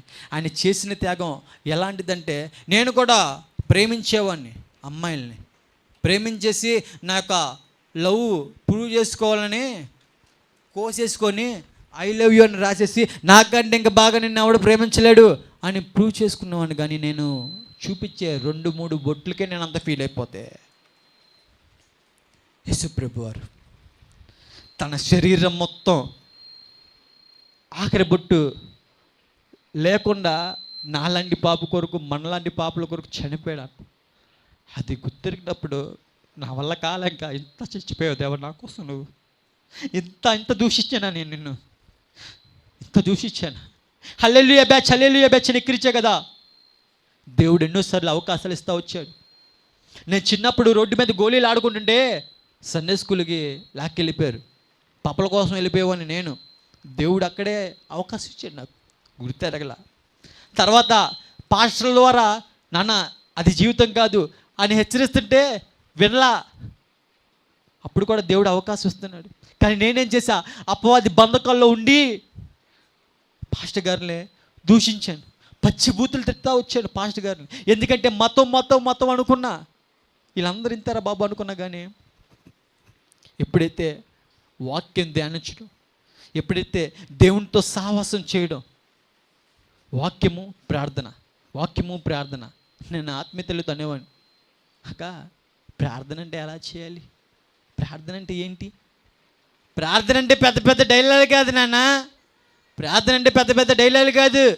ఇప్పుడు నువ్వు నేను ఎలా మాట్లాడుకున్నావు అలాగే మాట్లాడు. ఎందుకంటే దేవుడు ఉన్నవాడు, ఆయన వినే దేవుడు, విడిచిపెట్టేవాడు కాదు అని చెప్తా వచ్చింది. ఇంకా దేవుణ్ణి నేను ఒక ప్లేస్లో గంజాయి తాగుతూ ఉండేవాడిని, కొండ ప్రాంతాల మధ్యలో. ఆ కొండ ప్రాంతాల మధ్యలో గంజాయి తాగుతా నా స్నేహితులందరినీ అక్కడికే తీసుకెళ్తూ ఉండేవాడిని. ఎందుకంటే చాలా పెద్ద గ్యాంగ్ కాదు మాది, పోలీసులు పట్టుకుంటే వదలరని ఆ ప్రాంతంలోకి వెళ్ళి మా ఇంటి పైన కొండల మధ్యలో తాగుతూ ఉండేవాళ్ళం ఆ యొక్క గంజాయిని. అయితే ఆ ప్రాంతాన్ని నేను ఎంచుకున్నా. ఒంటరిగా ప్రార్థన చేస్తే దేవుడు ఆలకిస్తాడు, బహు సమీపంగా ఉంటాడు, వచ్చిరాని ప్రార్థన దేవుడు ఆలకిస్తాడు అని దైవజనులు చెప్తా ఉన్నారు. నేను కూడా వెళ్ళిపోయి, అయ్యా నువ్వు నాలాంటి పాపి కోసం మరణించావంట కదా దేవా, నువ్వు నాలాంటి పాపి కోసం మరణించావంట కదా, నాకు ఆ బ్రతుకొద్దు, నేను నీ కోసం బ్రతకాలని ఆశపడుతున్నాను. ఆశ కలిగిన ప్రాణాన్ని నువ్వు తృప్తిపరుస్తున్నావుగా దేవా, నా బ్రతుకుని సరిచేవా, నా బ్రతుకుని మార్చవా. నాకేది తెలీదు, ఈ విశ్వాసం ఏంటో తెలీదు, ఈ నమ్మకం అంటే ఏంటో తెలీదు, నీలో ఎలా జీవించాలో తెలీదు, నీ మాటకి ఎలా లోబడాలో అస్సలు తెలియదు దేవా. ఇదిగో నా బ్రతుకు నీకు అప్పచెప్తున్నాను, నా బ్రతుకు మారుస్తావా అని ఎప్పుడైతే దేవునితో సావాసం చేయడం మొదలు పెడుతున్నానో, ఆ వాక్యం ధ్యానిస్తూ ఉన్నప్పుడు ఒక మనిషి విలువేంటో అర్థమైంది. వాక్యం ధ్యానిస్తూ ఉన్నప్పుడు నా తల్లిదండ్రుల విలువేంటో అర్థమైంది. ఇదే చేతులతో కొట్టాడు మా నాన్నగారు, ఇదే నోటితో నా తల్లిదండ్రులను దూషిస్తూ వచ్చాను. పచ్చిపూతులు. కానీ ఎప్పుడైతే వాక్యం ధ్యానించడం మొదలు పెడతా ఉన్నానో, ఆ చదవడం కూడా సరిగ్గా రాదు. ప్రతిదీ ఆయన మీద ఆధారపడు, అది చిన్నది లేదు పెద్దది లేదు, ఆయన మీద ఆధారపడినానా అని నా ఆత్మీయతలు ఎంతో ప్రోత్సహిస్తూ వచ్చేది. నేను కూడా బాబు నాకేం రాదయ్యా, నువ్వే నేర్పించు. ఎప్పుడైతే ఆ వాక్యం ధ్యానిస్తూ ఉన్నానో నా తల్లిదండ్రులు విలువేంటో అర్థమైంది.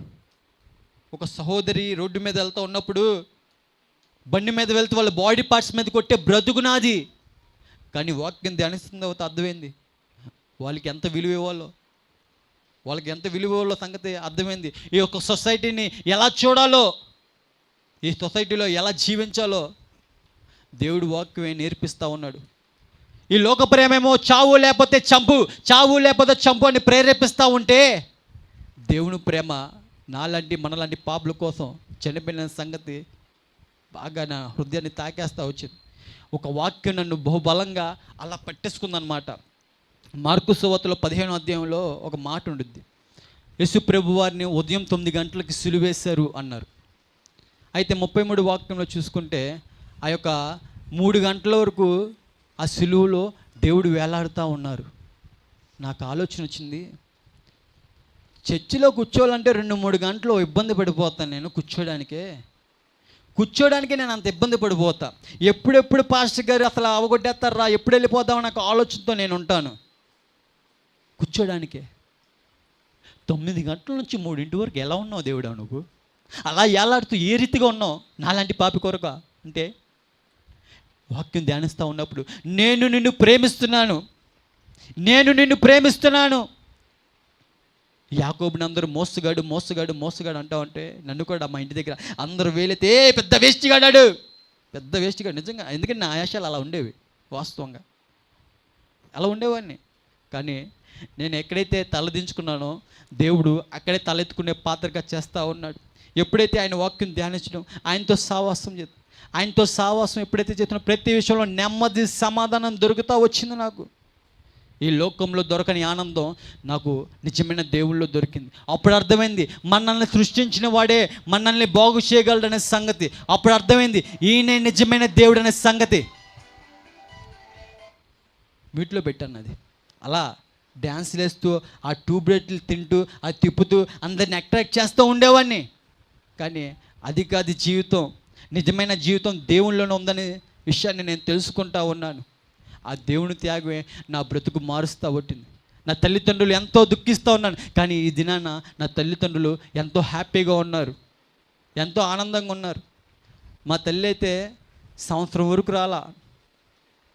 నేను 2021 అక్టోబర్ 23లో రక్షణ పొందుకున్నాను. యేసు ప్రభువాన్ని నా సొంత రక్షకుడిగా అంగీకరించి ఉన్నాను. మార్మన్స్ నిమిత్తం బాప్తీసం. ఈ మార్మన్స్ ఏంటో కూడా నాకు తెలీదు. ఆయనతో సావాసం చేసిన తర్వాత ఆటోమేటిక్గా ఒక్కొక్కటి దేవుడు నేర్పిస్తూ వచ్చాడు నాకు. అయితే నా తల్లి, నా కన్న తల్లి రాలా. ఒక పక్క మా అమ్మ పూజలు చేసుకునేది, నేనేమో వంటగదిలో ప్రార్థన చేసుకుంటూ ఉండేవాడిని. అటువంటి స్థితిలోంచి నా బిడ్డ మారాడు అనుకుంది, కానీ రాలా. ఎందుకంటే చుట్టుపక్కల వాళ్ళందరూ మా రిలేటివ్సే, వాళ్ళు ఏమనుకుంటారు వీళ్ళు ఏమనుకుంటారు అనే ఒక ఆలోచనతో మా అమ్మ కొంచెం ఒక 1 year వరకు రాలా మా అమ్మ నాన్న. అయితే దేవుడికి అసాధ్యమైనది ఏది లేదు, ఆయనకి సమస్తము సాధ్యమే. నమ్ముటనే వాళ్ళైతే నమ్మువారికి సమస్తము సాధ్యమే అని దేవుడు లేఖనం ద్వారా బలపరుస్తూ ఉన్నాడు. నిజంగా దేవుడు ఎంత గొప్ప ఆశ్చర్యకార్యాలు నా జీవితం పట్ల చేశాడంటే మా అక్క జీవితమే దానికి నిలువెల్లా సాక్ష్యం. మా అక్క 2 అక్కలన్నా కదా, నాకు మరొక అక్క చిన్న అక్క ఉంది, మా 2వ అక్క. ఆమె లవ్ మ్యారేజ్ చేసుకుంది. లవ్ మ్యారేజ్ చేసుకుంది. లవ్ మ్యారేజ్ చేసుకున్న తర్వాత మా బావ తన శరీర కోరికలు తీర్చుకొని 2 పిల్లలు పుట్టాక వదిలేసి వెళ్ళిపోయాడు. లవ్ మ్యారేజ్ చేసుకుందాం మా అక్క. లవ్ మ్యారేజ్, అది ఈ లోకమైన లవ్. ఈ లోకంలో లవ్ మా అక్క జీవితాన్ని అది మిగిల్చింది. అయితే దేవుడు ప్రేరేపిస్తూ ఉన్నాడు, అసాధ్యమైనది నాకు ఏమీ లేదు, ఏదైనా అడుగు విశ్వాసంతో. బాబు నాకు విశ్వాసం ఏంటో కూడా తెలియదయ్యా, నువ్వు ఏదైనా చేస్తావు, నేను నమ్ముతున్నాను ప్రభువా. మా అక్క జీవితం అలా అయిపోయింది. నీకు అసాధ్యమైనది ఏదీ లేదంట కదా ప్రభువా, సహాయం చేయవా. మా బావ విడిపోయి 10 సంవత్సరాల పైన అయింది. 10 సంవత్సరాల పైన అయింది. అయితే నేను అనుదినం ప్రార్థన చేసుకున్నా మా అక్క వాళ్ళ గురించి, మా కుటుంబం కొరకు. అయితే ఒక దినాన్న మా బావగారు అలా మా అమ్మ చైర్లో కూర్చొని ఉంది. మా బావగారు వచ్చి మా అమ్మ కాళ్ళ దగ్గర పడిపోయి, నన్ను క్షమించి అత్తయ్య, నేను చాలా తప్పు చేశాను, నేను మీ పిల్లల్ని చూసుకుంటానని ఇప్పుడు చాలా సంతోషంగా ఉన్నారు. ఇది కేవలం దేవుడు మహా కృప బట్టి మాత్రమే తప్ప నేను పెద్ద ప్రార్థనా పరునైతే అస్సలు కాదు. ఆయన కృప. ఆయన రే బాబా నేను ఏదైనా చేయగలను, నాకు అసాధ్యమైనది ఏది లేదు, ఇదిగో ఇలాంటి మూర్ఖుని కూడా మార్చగలను నేను అని ఈరోజు నీతో చెప్తున్నాడు. ఎందుకంటే దేవుడు అందరిని ఒకేలా ప్రేమిస్తున్నాడు. తమ్ముడా చెల్లి ఆలకించు. ఈ లోక ప్రేమ నాకు వేదన, ఈ లోక ప్రేమ నాకు ఒంటరితనం, ఈ లోక ప్రేమ నాకు ఓవర్ థింకింగ్, నెగిటివ్ థాట్స్ వైపే నడిపించింది, నాశనం వైపే. అపవాది చేతిలో బాణంగా ఉన్నా కాసేపు బాగానే ఉండిద్ది, కానీ ఆ సందడి తర్వాత నాశనం వైపే తీసుకెళ్తూ ఉన్నాడు అపవాది. అయితే ఎప్పుడైతే దేవుని చేతిలో బాణంగా అయ్యానో, ఆయన ప్రతి ఊరు తిప్పుతూ ఆయన మహిమేంటో ప్రతి చోట ఊరేగిస్తూ ఉన్నాడు. నేనైతే అర్హుణ్ణి కాదు, నేను ఈ మైక్ పట్టుకోవడానికి కూడా అర్హుణ్ణి కాదు. ఎందుకంటే నా జీవితం చూశారు మీరు ఏ రీతిగా ఉందో. కానీ దేవుడికి అసాధ్యమైనది ఏది లేదు. హృదయంలో అవకాశం ఇచ్చి చూడు ఆయన్ని. దేవుణ్ణి ఇక్కడి నుంచి కాదు, ఇక్కడి నుంచి ఆరాధించడం ప్రారంభించు, ఇక్కడి నుంచి ప్రేమించడం ప్రారంభించు.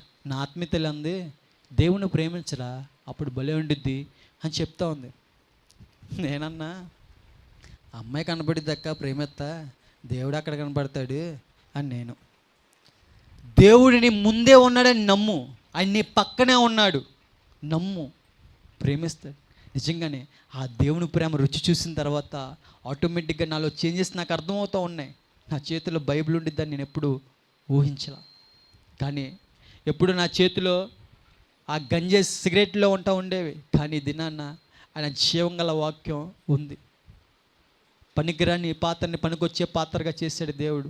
నా జీవితం మార్చిన దేవుడు నీ జీవితం కూడా మార్చడానికి సిద్ధంగా ఉన్నాడు. అయితే ఆయన డోరు కొడుతూనే ఉంటాడు, హృదయం అనే డోరు. నా చిన్న వయసు నుంచే కొడుతూనే ఉన్నాడు, కానీ నేను తెరవలా. సమయం ఉన్నప్పుడే సద్వినియోగం చేసుకుందాం. ఒక దినాన్న ఆ రోజు మా అక్క చెప్పినప్పుడు అలవే బాబు చెప్పేలే కానీ అని నేను అనుంటే ఈ దినాన నేను ఇక్కడ ఉండేవాడిని కాదు. నా బ్రతుకు ఎప్పుడో నాశనం అయిపోవాల్సిందే, గోడ మీద ఫోటోకి దండ పడిపోవాల్సిందే. కానీ దేనికి పనికిరాని నన్ను ఇటు రీతిగా నిలబెడుతూ ఉన్నాడు. నన్ను నడిపిస్తున్న దేవుడు నిన్ను కూడా నడిపించడానికి సిద్ధంగా ఉన్నాడు. ప్రియ తమ్ముడా చెల్లి ఆలకించు. ఈ లోకంలో ప్రతిదీ కాసేపు వరకే. ఎక్కడ ఆనందం ఉండిద్దా, ఎక్కడ సంతోషం ఉండిద్దా అని ప్రాకులాడుతూ ఉండేవాడిని నేను. సరే అమ్మాయి దగ్గర ఉండిద్దా, ఓపుకున్నంత వరకే. గంజాయి దగ్గర దొరికిద్దా, కొన్ని గంటలే. మందు బాటిల్లో దొరికిద్దా, కాసేపే. ఒక ఇంజక్షన్లో దొరికిద్దా, కాసేపే. మత్తు ట్యాబ్లెట్ మింగితే దొరికిద్దా, కాసేపే. ప్రతి విషయంలో కాసేపే, ప్రతి దాంట్లో కాసేపే. ఈ లోకంలో ఉన్న ప్రతి ఒక్క ఆనందం కాసేపు మాత్రమే. కానీ దేవుళ్ళో నిజమైన ఆనందం నేను రుచి చూశాను. నా శాంతినే మీకు అనుగ్రహిస్తున్నాను. నిజంగా ఆయనలో నిజమైన శాంతి, ఆ నెమ్మది ఏ మత్తులో నాకు దొరకలా. ఏ మత్తులో నిజంగా నెమ్మది. చీతు అనేవారు ఒకప్పుడు, ఇప్పుడు హత్తుకుంటున్నారు. పోలీసులు అయితే కళ్ళల్లో మెరగ రసం పిండేవారు. ట్రీట్మెంట్ మన ఆశయాలకి మెరగ రసం చాలా చల్లగా ఉండిద్ది కదా, మంటగా ఉండిద్ది. పోలీస్ స్టేషన్లో మాకు మర్యాద ఎలా ఉండిద్దంటే అమ్మనాభూతులు తిడతారు. మీకు అందరికి తెలిసిందే పోలీసులు ఎలా బిహేవ్ చేస్తారు, అమ్మనాభూతులు తిడతారు. కానీ అదే పోలీసులు ఈరోజు ఎల్విన్ బర్నబాస్ గారు అంటున్నారు. నేను ఏ పాటి వాడిని, నాలో ఏ మంచి లేదు, ఏ యోగ్యత లేదు. కానీ నాలాంటి బ్రతుకు కూడా దేవుడు మార్చి మీ ముందు ఇలా నిలబెట్టుతూ ఉన్నాడు. మారాలంటి అనుభవాన్ని మధురంగా మార్చి చూపించాడు. దేవుడికి అసాధ్యమైనది ఏది లేదు ప్రియా, చెల్లి, తమ్ముడా. ఈ లోకంలో ప్రతిదీ కొంతకాలమే. దేవుడే నిజమైన దేవుడు.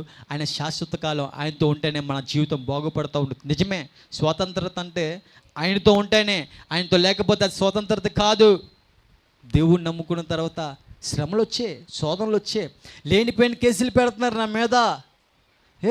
ఇదేంటి, దేవుని నమ్ముకున్నా నాకు ఎలా జరుగుతుంది అని ముందు అనుకున్నా. కానీ దేవుడు వాక్యంలో ఒక మాట ఉంటుంది, లోకంలో మీకు శ్రమ, అయినా భయపడుకుడి, నేను ఈ లోకాన్నే జయించి ఉన్నాను. హాస్పిటల్లో పరిగెడుతూ ఉన్నాను నేను. అమ్మో నాకు ఏదైపోతుంది, స్కానింగ్ చూపించి అయ్యో ఈ కోర్సు, ఆ కోర్సు, ఆ ట్యాబ్లెట్, ఈ ట్యాబ్లెట్ మింగుతూ ఉండేవాడిని. కానీ ఎప్పుడైతే దేవుని పాదాలు పట్టుకోవడం మొదలుపెట్టానో, దేవుడు నాకు 2 ట్యాబ్లెట్లు నా జీవితకాలం ఇచ్చేసాడు. ఆ కోర్సు వాడరా అబ్బాయి, మొత్తానికి సెట్ అయిపోతావు నువ్వు అని చెప్పాడు. ఆ ట్యాబ్లెట్ ఏంటంటే, ఒకటి మోకాళ్ళ ప్రార్థన, మరొకటి ఆయన జీవం గల వాక్యం. ఎప్పుడైతే డైలీ ఇది వేసుకోవడం మొదలు పెడతా ఉన్నానో, ఇప్పటికి వచ్చి హాస్పిటల్ మెట్టు కూడా నేను ఎక్కల. నా ఊపిరితిత్తులు చూసారుగా ఏ రీతిగా నల్లగా అయినాయో. మరి ఇప్పుడు చాలా ఎనర్జెటిక్గా, ఆరోగ్యంగా ఉన్నా. డైజెషన్ ప్రాబ్లంతో చాలా బాధపడుతూ ఉండేవాడిని నేను. ఎలా వచ్చేవంటే ఒక ఇనప మొక్కల్లో వస్తూ ఉండేవి నా డైజెషన్ అరుగుదల. కానీ ఇప్పటికి వచ్చి హాస్పిటల్ మెట్టు ఎక్కల. దానికి దేవుడు ఎట్టి రీతిగా బలపరుస్తూ వచ్చాడంటే, ఒక దినాన్న మా అయ్యగారు ప్రసంగం చెప్తుంటే ఒక ఆత్మీయతల్లి గురించి చెప్తున్నారు. ఆ ఆత్మీయతల్లికి అసలు మంచం మీద లెగడానికి ఓపిక లేదు. సరే మా అయ్యగారు వెళ్ళి, అమ్మా ఎలా ఉన్నావు అని క్యాజువల్గా అడిగారండి. అడిగిన తర్వాత ఆమె చెప్పిన సమాధానం నన్ను ఎంతో బలపరుస్తూ వచ్చింది. ఈ గూడారం కుళ్ళిపోయినా సరే నేను ఆత్మలో ఆరోగ్యంగా ఉన్నాను, నేను ఆత్మలో పరవశిస్తున్నాను, నేను ఆత్మలో ఆరోగ్యంగా ఉన్నాను అని చెప్తా ఉన్నప్పుడు పులకరించిపోయింది నా ఒళ్ళంతా. నిజమే కదా, మట్టిలోంచి వచ్చాం, మట్టిలోకి పోతాం. ఆరోగ్యంగా ఉండాల్సింది లోపల ఉన్న ఆత్మ మాత్రమే అనే విషయాన్ని తర్వాత నేను అర్థం చేసుకుంటా ఉన్నాను. అసలుకే సన్నగా ఉన్నాను, జిమ్కి వెళ్ళిపోయి కండలు పెంచేద్దాం అనుకున్నా. అన్నీ మానేసే కదా, జిమ్కి వెళ్ళి కండలు పెంచేద్దాం అనుకున్నా. కానీ మట్టిలోంచి వచ్చింది కాబట్టి మట్టికే పోద్ది, ఇది టెంపరీ మాత్రమే విషయాన్ని నాకు అర్థమయ్యేలా దేవుడు చెప్తా ఉన్నాడు. ఎవరి వల్ల కాలేదండి నన్ను మార్చడం, ఎవరి వల్ల కాల. సిగరెట్ లేకపోతే, గంజాయి లేకపోతే, డ్రగ్ లేకపోతే నేను ఉండలేను. అయితే పరమ వైద్యుడైన దేవాది దేవుడి దగ్గరికి ఎప్పుడైతే వెళ్ళానో, సిగరెట్ మీద వాసన పడకుండా దేవుడు చేశాడు. నేను ఏ రీహాబిలిటేషన్ సెంటర్కి వెళ్ళా, ఏ ట్యాబ్లెట్ మింగలా, ఏ డాక్టర్ని కన్సల్ట్ అవ్వాలా. పరమ వైద్యుడైన దేవాది దేవుడికి వెళ్ళిన తర్వాత ఆయన ఇచ్చిన ప్రతి ట్యాబ్లెట్, అది చెప్పే కదా, ప్రార్థన వాక్యం. నేను ఆయనతో మాట్లాడడం, ఆయన నాతో మాట్లాడడం. వాక్యం చదువుతూ ఉన్నప్పుడు ఎవరో నాతో మాట్లాడుతున్నట్టు ఆ ఫీలింగ్ భలే ఉండేదన్నమాట. మీరు ఆరాధన చేయడానికి ఇబ్బంది పడుతున్నారేమో. గొప్ప సీక్రెట్ ఏంటంటే, ఆరాధనలోనే నిజమైన బలం ఉంది. ఇక్కడ పులిపేట అక్కడ ఉంటే నేను అక్కడ కూర్చుంటాను అన్నమాట మా చర్చిలో. నేనేమో అక్క దేవుడికి నచ్చాలంటే ఏం చేయాలి, ఆయన నచ్చినట్టుగా ఉండాలంటే ఏం చేయాలంటే మనస్ఫూర్తిగా ఆరాధించాలరా. నాకు ఏం తెలియదు. ఓకే, క్లాప్స్ కొడుతూ ఆయన్ని బాగా పరవశించిపోయినలో అని చెప్తా వచ్చేది. నేను క్లాప్స్ కొడుతుంటే వెనకమల్లోళ్ళు, ఏంటి వీడు కూడా చర్చికి వస్తాడా, ఏంటి వీడెంత యాక్టింగ్ చేస్తున్నాడు అని డైలాగులు వచ్చే.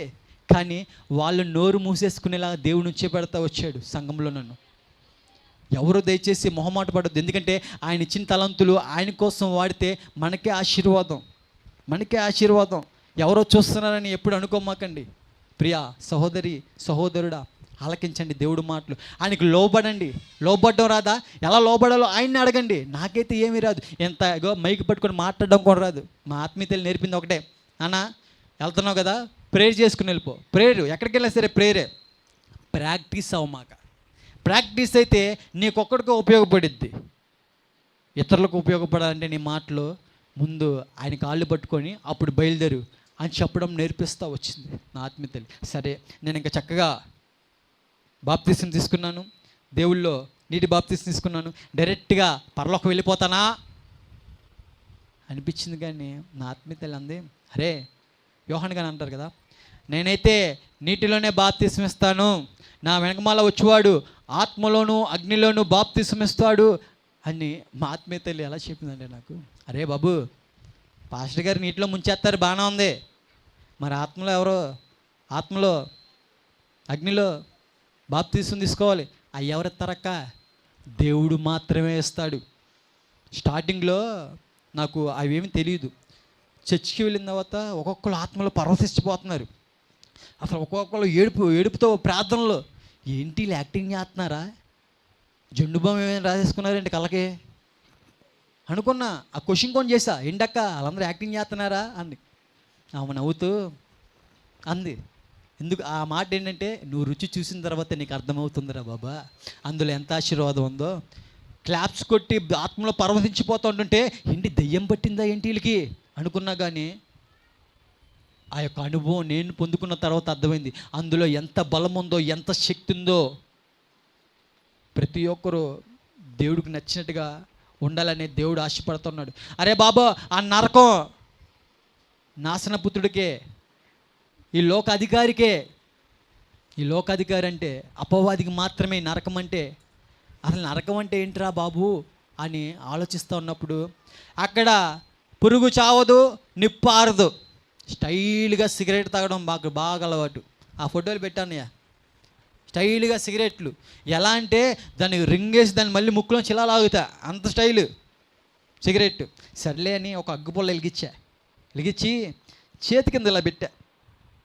చేతి కింద ఉండగలమా? ఒక అగ్గుపుల్ల మహా అయితే ఒక 5 to 7 seconds కాలిద్దాము అగ్గుపుల్ల. సరే అంతసేపు ఉంటామా అని ఆలోచిస్తే సుర్రు అంది. సుర్రు అన్న తర్వాత అర్థమైంది, అరే నేను ఒక 2-3 seconds నేను తట్టుకోలేకపోతున్నాను. 2-3 seconds ఆత్మకు చావు లేదంట, అక్కడ యుగాలు కాలుతూ ఉండాలంట, అవసరమా అనిపించింది. దేవుడు భయం ఏంటో అర్థమైంది నాకు.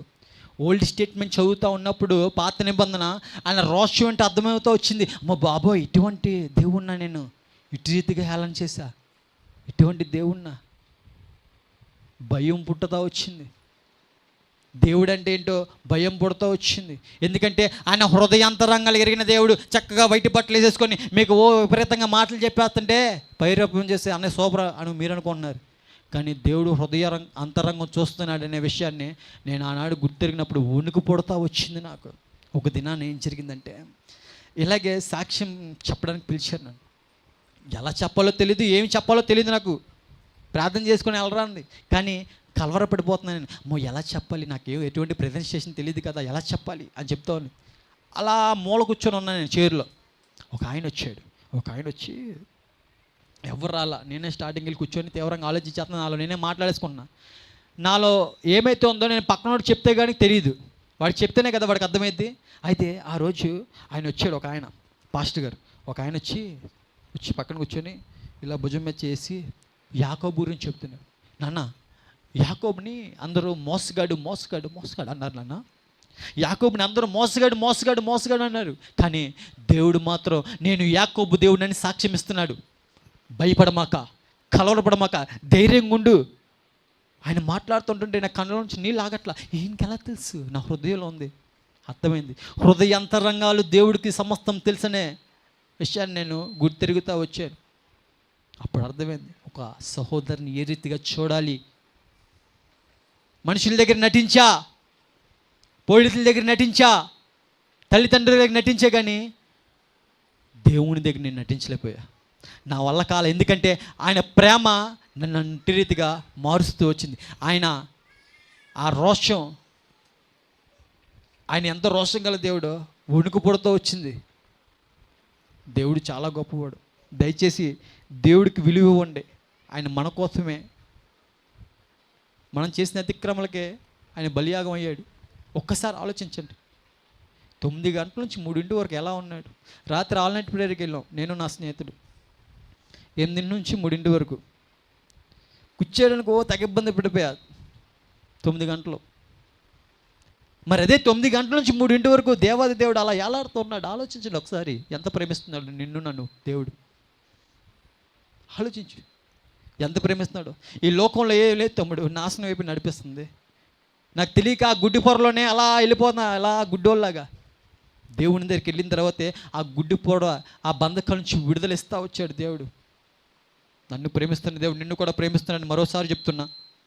హెచ్చు తగ్గులు లేవు. బయటికి వెళ్ళి ఎండలో నుంచుంటే నీ మీద ఎంత పడిద్దో నా మీద అంతే పడిద్ది. ఏదో నేను బైబిల్ పట్టుకున్నాను కదా, ఆయనకు నచ్చినట్టుగా ఉంటున్నాను కదా, నా మీద ఒకలా కాదు, 1,00,000 మందికి ప్రసంగం చెప్పే ఆయన మీద ఒకలా కాదు, పాస్టర్ గారి మీద ఒకలా కాదు, ఇంకా గంజాయి తాగుతున్నా నీ మీద ఒకలా కాదు, సిగరెట్ తాగుతున్నా నీ మీద ఒకలా కాదు, వ్యభిచారం చేస్తున్నా నీ మీద ఒకలా కాదు, అందరిని ఒకేలా ఎండపడుతూ ఉంటుంది అందరి మీద. అలాగే దేవుని ప్రేమ కూడా అందరిని ఒకేలా ప్రేమిస్తున్నాడు. ఆ ప్రేమను గుర్తించి చూడు, ఆ ప్రేమను గుర్తించి చూడు, ఆ ప్రేమకు అవకాశం ఇచ్చి చూడు. జీవితాలు ఎలా ఉంటాయో దేవుడు ఇటు రీతిగా నీ ముందు నిలబెట్టాడు. ఇది నాన్న ఆలకించు. పాపం అంటే అనుకున్నాను, పాపం అంటే నేను చేసిన పాపాలు అనుకున్నా, కానీ వాక్యం ధ్యానిస్తూ అర్థమవుతూ వచ్చింది.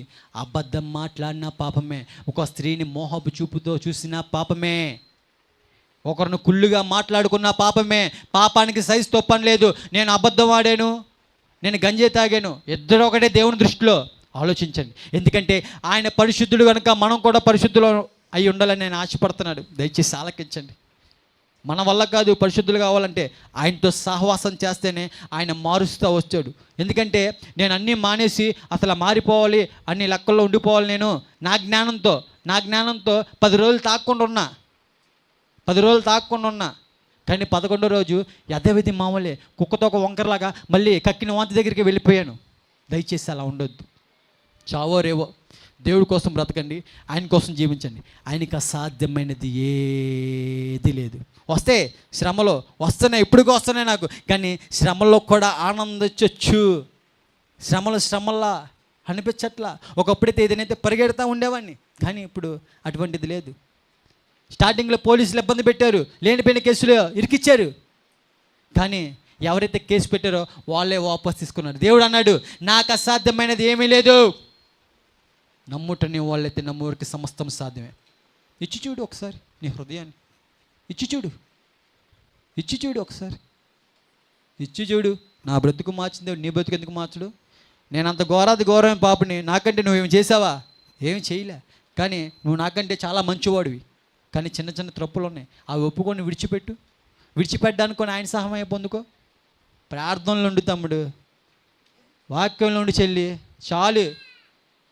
ఎవరో పాస్టర్ గారులు వాళ్ళు మార్చలేకపోయారు. నేను వాస్తవంగా మా ఆత్మీయ తండ్రి ఒకటి నేర్పించారు నాకు. బాబు, మమ్మల్ని చూడమాకయ్యా, మమ్మల్ని మాత్రం చూడమాక, దేవుని మాత్రమే చూడు అని చెప్తా ఉన్నారు. ఎందుకంటే ఒక యవనస్తుడు, నేను అప్పుడు అర్థం కాలేదు, ఇదేంటి ఎలా చెప్తున్నారండి నాకు అనుకున్నా, కానీ రుచి చూసా ఆ విషయంలో కూడా. ఒక యవనస్తుడు ఆత్మలో పరవశించిపోతూ ఉంటాడు, ఒక యవనస్తుడు. అయితే ఒక దినాన ఆ యవనస్తుడి దగ్గరికి వెళ్తే లోకానుసారంలో కలిసిపోయి లోకస్తులుగా ఉన్నాడు. ఏంటి తమ్ముడు అని గుచ్చి అడిగితే, బోధించే వారి సరిగ్గా లేకపోతే ఎలా అన్నా అంటే మనం పాస్టర్ని చూస్తున్నాం కానీ దేవుని చూడట్ల. పాస్టర్ ఒకవేళ తప్పు చేస్తే మనలో అవిశ్వాసం స్టార్ట్ అయ్యిద్ది. ఇది వాస్తవం. ఎందుకంటే ఆయనే సరిగ్గా లేడు, మనం ఎందుకు ఉండాలి అని ఒక తలంపు అపవాది పుట్టిస్తూ ఉంటాడు. అయితే మనం దేవుడు వైపు ఎప్పుడైతే చూస్తామో మనం పాపత్వంలోనే అర్థమవుతూ ఉంటుంది. ఎందుకంటే ఆయనలో ఏ తప్పు లేదు, ఎవడు కనిపెట్టలేదు కూడా. ఇప్పుడు వచ్చి కనిపెట్టిన వాడు కూడా నెత్తి మీద పెట్టుకొని ఏనే నిజమైన దేవుడు అని ప్రకటిస్తున్నారు. ఒకప్పుడు అనుకున్న హల్లెలూయా బ్యాచ్ అని ఎక్కిరించే, కానీ ఈ దినాన హల్లెలూయా అనే మాట అనకుండా రోజు గడవట్లేదు. మత మార్పిడి అనుకున్నా, కానీ వాక్యం ధ్యానించిన తర్వాత అర్థమైంది, ఇందులో మతం అని లేదురా అబ్బాయి, నేనే మార్గం, నేనే సత్యము, నేనే జీవం. దేవుడు ఎక్కడ మతం అని చెప్పలేదనే విషయం అర్థమైంది. యేసు ప్రభువారు అందరికీ దేవుడు, తెల్లోళ్ళకి కాదు, నల్లోళ్ళకి కాదు, కుంటోడికి కాదు, పొట్టోడికి కాదు, ప్రతి ఒక్కరికి దేవుడు. ఆయనలో ఎటువంటి పక్షపాతం లేదు. ఆయన దగ్గరికి వస్తున్నామని ప్రతి ఒక్కరిని ఆయన ఆహ్వానం పలుకుతాడు, కానీ తోసివేసే దేవుడు కాదు అనే విషయాన్ని నేను తెలుసుకుంటా ఉన్నాను. దయచేసి దేవుణ్ణి మాత్రమే చూడండి. కొంతమంది అంటున్నారు, నీది గొప్ప సాక్ష్యం అన్నా, నీది గొప్ప సాక్ష్యం. ఏంటి గొప్ప సాక్ష్యం? దేవుడిచ్చిన భిక్ష మాత్రమే నా జీవితం ఇంకా సజీవ లెక్కలో ఉన్నా అంటే. ఒకప్పుడు లక్కు ఎక్కడో సుడుంది అనుకున్నా, కానీ ఇది కేవలం దేవుడు మహాకృప బట్టి నేను ఇంకా సజీవ లెక్కలో ఉన్నానంటే, ఇంకా నువ్వు కూడా ఉన్నావంటే దేవుడు మహాకృప బట్టి తమ్ముడు ఆలకించు. ఎంతోమంది కుర్రోళ్ళు పెట్రోల్ రాలిపోతున్నారు విజయవాడలో, పెట్రోల్ రాలిపోతున్నట్టు. వాస్తవంగా నా కళ్ళ ముందే ఎంతోమంది తమ్ముళ్ళు, నా స్నేహితులు ఎంతోమంది చనిపోతున్నారు. నువ్వు ఇంకా సజీవ లెక్కలో ఉన్నావు అంటే దేవుడు నీకు అవకాశం ఇస్తున్నాడు. ఆలకించు. ఈ దినాన్న తలుపు తడుతున్నాడు, ద్వారాలు తెరువు. అవకాశం ఉన్నప్పుడే సద్వినియోగం చేసుకో. ఎందుకంటే ఒక్కసారి మన శరీరం నుంచి ఆత్మ వేరైతే ఎంత గింజుకున్నా అది అవ్వదు. అందుకే అంటారు, ఇల్లు ఉన్నప్పుడే, దీపం ఉన్నప్పుడే ఇల్లు చక్కబెట్టుకోవాలా. దీపం అంటే మన ఆత్మ, ఇల్లు అంటే మన శరీరం. ఈ శరీరం దేవుడు ఆలయమని తెలియక ఇష్టానుసారంగా పాపాలు వ్యభిచారాలు చేస్తూ ఉన్నాను. తర్వాత అర్థమైంది, అమ్మో ఇది దేవుడు ఆలయం, దీన్ని నేను ఇంకా పరిశుద్ధంగా చూసుకోవాలి. అది ఎలా చూసుకోవాలో ఆయనే నేర్పిస్తూ ఉన్నాడు, ఆయనే నేర్పిస్తాడు. నాకు నేర్పించిన దేవుడు నీకు కూడా నేర్పిస్తూ ఉన్నాడు, నేర్పిస్తాడు కూడా. అయితే నువ్వు ఎప్పుడైతే అవకాశం ఇస్తావో అప్పుడే అవకాశం జోగ్గా తీసుకోమాక. ఎందుకంటే ఈ భూమి మీద మనకు ఫ్యూచర్ లేదు. వాస్తవానికి ఈ భూమి మీద ఫ్యూచర్ లేదు మనకి, పరలోకంలోనే. ఎందుకంటే మనం అందరం యాత్రికులం. మట్టిలోంచి వచ్చింది మట్టికే పోద్ది, ఆత్మ దేవుని దగ్గర నుంచి వచ్చింది కాబట్టి దేవుడి దగ్గరికి ఎలా అంటే ఆయన పరిశుద్ధుడు కనుక మనం కూడా పరిశుద్ధులే ఉండాలి. దయచేసి ఆలకించు, దండం పెడుతున్నా. మా అమ్మలు కూడా ఇలా చెప్పాలి, నాకు మీకు చెప్తున్నా, ఆలకించండి. ఆనాడు నా స్నేహితుడు చెప్తుంటే ఎందుకు అనుకున్నా, కానీ వాడు ఎందుకు చెప్తున్నాడో నాకు ఇప్పుడు అర్థమవుతుంది. వాడు పొందుకున్న సంతోషం నేను కూడా పొందుకోవాలని, నేను పొందుకున్న సంతోషం మీరు కూడా పొందుకోవాలని ఇంత గింజుకుంటూ చెప్తున్నాను. దయచేసి మీరు కూడా ఆలకించండి. ఇక్కడితో నా మాటలు ముగిస్తూ, సమస్త మహిమ ఘనత దేవాది దేవుడికి మాత్రమే చెల్లిస్తూ దేవుడు ఈ సాక్ష్యం దీవించును గాక. ఆమేన్. ఒక పాట పాడాలని ఆశపడుతున్నాను.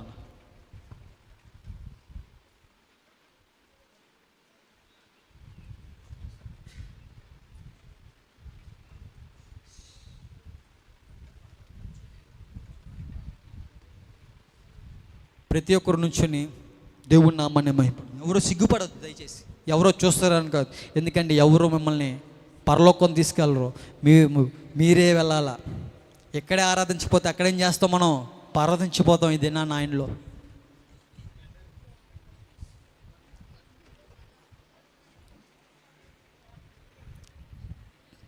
ప్రాణ భయమును తొలగించినావు, ప్రాకారములను స్థాపించినావు, సర్వజనులలో నీ మహిమ వివరింప దీర్ఘాయుతో నన్ను నింపినావు. ప్రాణ భయమును తొలగించినావు, ప్రాకారములను స్థాపించినావు, సర్వజనులలో నీ మహిమ వివరింప దీర్ఘాయువుతో నన్ను నింపినావు. నీ కృపా బాహుల్యమే వీడని అనుబంధమై, తలచిన ప్రతి క్షణమున నూతన బలమిచ్చెను. స్తుతి పాడుటకే బ్రతికించిన జీవనదాతవు నీవేనయ్యా. స్తుతి పాడుటకే బ్రతికించిన జీవనదాతవు నీవేనయ్యా. ఇన్నాళ్ళుగా నన్ను పోషించిన తల్లి వలె నన్ను దాచిన నీ ప్రేమ నాపై ఎన్నడూ మారదు యేసయ్యా. నీ ప్రేమ నాపై ఎన్నడూ మారదు యేసయ్యా. జీవిత కాలమంతా ఆధారం నీవేనయ్యా. నా జీవిత కాలమంతా ఆరాధించి కొలుతుడు.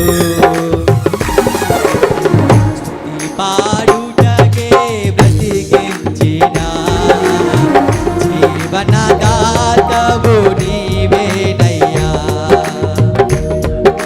చప్పలు కొడుతూ ప్రతి ఒక్కరు దేవుని నామమున మహిమపడతాం. ఆయన స్తుతించడానికి, ఆయన ఆరాధించడానికి మాత్రమే మనం సజీవ లెక్కలో ఉన్నాం. దయచేసి ప్రియ సహోదరి సహోదరుడా, అవకాశం ఇస్తావా ఈ దినాన? దేవుడు నీ జీవితంలో కూడా ఎటువంటి ప్రాణం స్థితుల్లో భయం లేకుండా చేయాలని ఆశపడుతున్నాడు. స్తోత్రం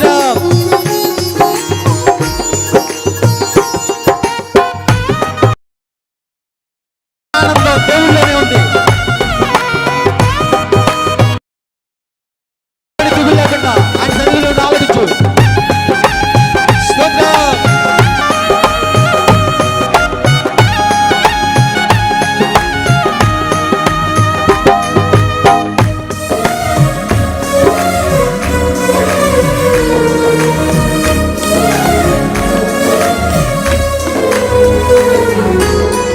నాపై ఉదయించే నీ మహిమ కిరణాలు కన్ను మరుగాయెను నా దుఃఖ దినములు. కృపలను పొంది నీ కాడి మోయుటకు లోకములో